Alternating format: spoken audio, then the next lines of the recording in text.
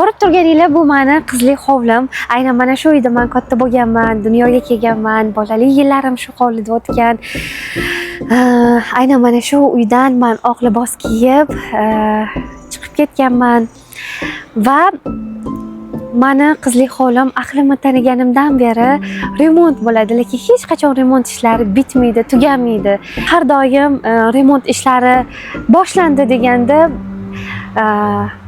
akam o'qishlari boshlandi, keyinchalik meni o'qishlarim boshlandi. Xullas, ota-onam bizani kelajagimiz uchun, bizani o'qimishli, tarbiyali, oliy ma'lumotli bo'lishimiz uchun qo'llaridagi bor sarmoyalarini bizga berganlar.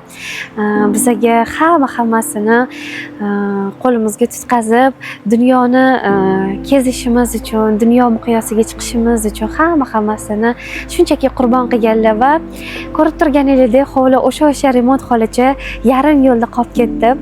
Shu narsani to'g'rilamoqchiman bugun. Ya'ni ota-onamni uylarini, qizlik hovlimni remont qilmoqchiman. O'z pullarimga, o'z kuchim bilan. Sababi ular meni shu darajaga yetib kelishimga juda ham ko'p harakat qilishgan, ko'p narsalarni qurbon qilishgan, hayotlarini, umrlarini, asablarini, sog'lig'ini kerak bo'lsa hamma narsasini. Shuning uchun men bugun sizlarni ko'z oldinglarda bu narsaga shamol keldi. Men qo'limdan kelgancha mana shu qizlik hovlimni eng yaxshi sharoitlarda bitirishni xohlayman va albatta o'zimni har bir kuchimdan foydalanmoqchiman. Ya'ni agarda oranglarda endi tadbirkorlikni boshlagan, shu qurilish sohasida deylik qanaqadir o'zini ishini yana ham rivojlantirmoqchi bo'lgan yokida bizga shu borada qaysidir tomonlama yordam berishga qurbi yetadigan insonlar bo'ladigan bo'lsa, iltimos aloqaga chiqinglar. Biz sizlar bilan kelishgan holatda albatta uyimiz remontini birgalikda davom ettiramiz va qurilish qay darajaga yetib borganini men o'zimni oilamdagilarga storieslarim orqali har doim ko'rsatib borishga harakat qilaman.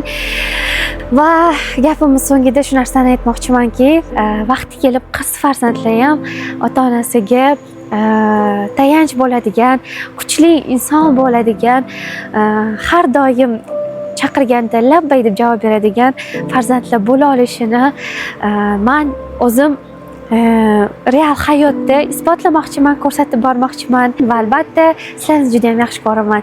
Storieslarimni kuzatinglar. Sizlar bilan birgalikda endi uy quramiz.